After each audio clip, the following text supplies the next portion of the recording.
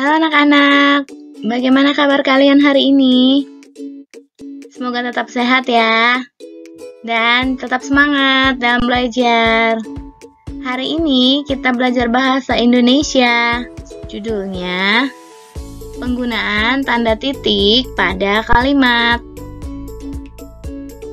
Dalam menulis sebuah kalimat, kita perlu memperhatikan penggunaan tanda titik.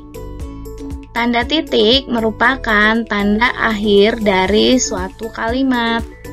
Setelah tanda titik, kita dapat menulis kalimat yang baru. Perhatikan contoh berikut ini ya. Tumbuhan memerlukan makanan. Lihat, di akhir kalimat diakhiri dengan tanda titik. Kenapa? Karena ini menunjukkan kalimat berita atau kalimat pernyataan. Ya, jangan lupa setelah membuat kalimat berita, kamu harus memberi tanda titik.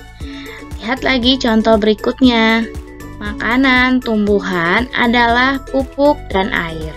Nah, di akhir kalimat diakhiri dengan tanda titik. Dan jangan lupa juga di awal kalimat harus menggunakan huruf kapital. Jadi huruf kapital dan tanda titik itu sangat berhubungan ya anak-anak. Huruf kapital dan tanda titik pada kalimat. Huruf kapital dan tanda titik adalah dua hal yang saling berhubungan dalam penulisan kalimat. Nah ini ya anak-anak yang Ibu jelaskan tadi. Kalau di awal kalimat harus menggunakan huruf kapital dan di akhir kalimat berita diakhiri dengan tanda titik.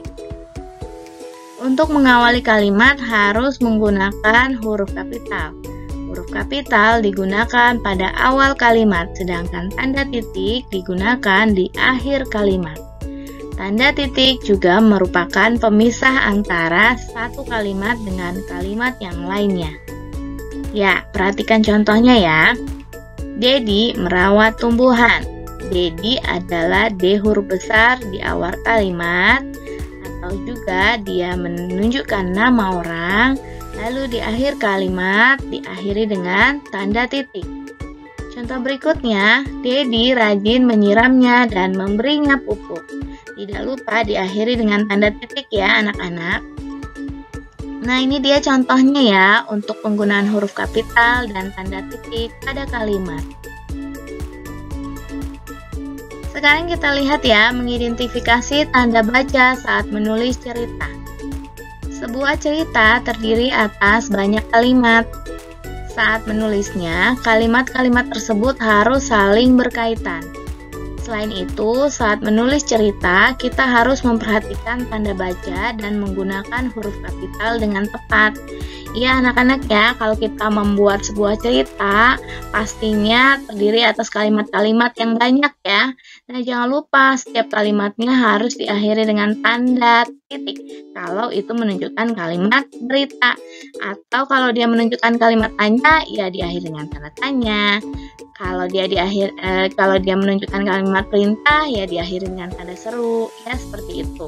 Nah, sekarang kan kita belajarnya tanda titik. Jadi, kalau di akhir kalimat berita atau kalimat pernyataan, kamu harus mengakhirinya dengan tanda titik ya, anak-anak. Nah, sekian penjelasan Ibu Rini, anak-anak. Terima kasih, anak-anak. Tuhan Yesus memberkati.